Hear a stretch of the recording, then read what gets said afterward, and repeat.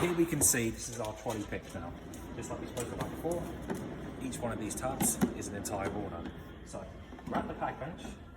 First thing we do, we'll scan the location. Now we can see the 2 items for that order.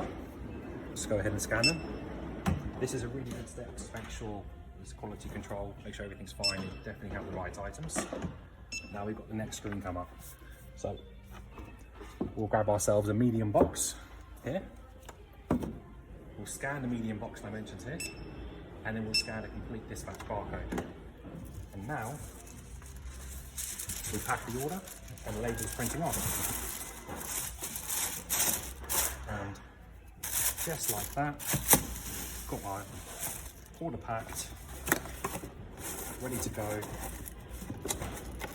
and stick our label on it. And that's it.